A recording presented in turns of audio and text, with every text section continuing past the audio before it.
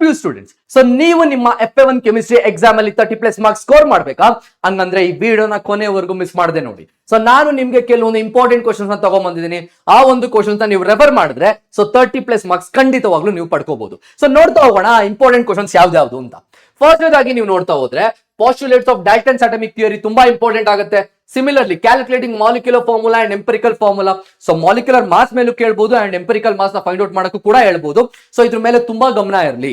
So next IUPAC ನಾಮನ್ಕ್ಲೇಚರ್ ಬಗ್ಗೆ ಕೇಳೋ chances ಇರುತ್ತೆ. ಅದ್ರ ಜೊತೆ ಇಂಡಕ್ಟಿವ್ ಎಫೆಕ್ಟ್, ಆಮೇಲೆ ಹೈಪರ್ ಕಾಂಜುಗೇಷನ್ ಎಫೆಕ್ಟ್ ಕೇಳಬಹುದು, ಇಲ್ಲ ಅಂದ್ರೆ ರೆಸೋನೆನ್ಸ್ ಎಫೆಕ್ಟ್ ಕೇಳಬಹುದು ಅಂಡ್ ಎಲೆಕ್ಟ್ರೋಮೆರಿಕ್ ಎಫೆಕ್ಟ್ ಕೇಳಬಹುದು. ಸೊ ಈ ಎಫೆಕ್ಟ್ಸ್ ಬಗ್ಗೆ ನಿಮ್ಗೆ ಗಮನ ಇರಲಿ.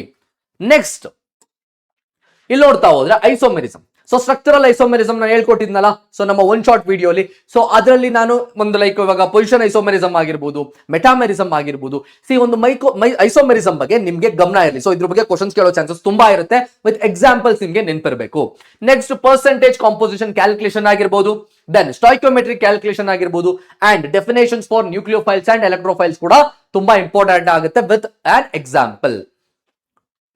Next bond line structure formula represent ಮಾಡೋದಾಗಿರ್ಬೋದು. ಸ್ಟೂಡೆಂಟ್ಸ್ ಇಲ್ಲಿ ನೋಡ್ತಾ ಇರಬಹುದು ಮೊಲಾರಿಟಿ ಕಂಡುಹಿಡಿದು ಕೂಡ ತುಂಬಾ ಇಂಪಾರ್ಟೆಂಟ್ ಆಗುತ್ತೆ and temperature conversions. So temperature conversion ಮಾಡಕ್ಕೆ ನಾನು ಫಾರ್ಮುಲಾ ಹೇಳ್ಕೊಟ್ಟಿದ್ದೆ. ಆ ಒಂದು ಫಾರ್ಮುಲಾಸು ನಿಮ್ಮ ತಲೆಯಲ್ಲಿ ಚೆನ್ನಾಗಿ ನೆನಪಿರಬೇಕು.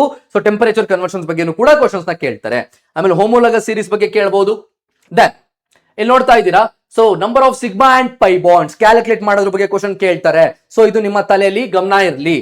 ದೆನ್ ಸ್ಟೇಟ್ ಆಫ್ ಅಂದ್ರೆ sorry the state of multiple proportion, law of multiple proportion, law of chemical combination ಬಗ್ಗೆ ಪಕ್ಕಾ ಕ್ವಶನ್ಸ್ ಕೇಳ್ತಾರೆ ಸ್ಟೂಡೆಂಟ್ಸ್. ಆ 4 ಲಾಸ್ ಏನಿದೆಯೋ ಅದರಲ್ಲಿ ನಿಮ್ಗೆ 4 ಲಾಸ್ ಗೊತ್ತಿರಬೇಕು. ಅದ್ರಲ್ಲಿ ಒಂದು ಲಾ ಕೇಳ್ತಾರೆ. So it's very important part.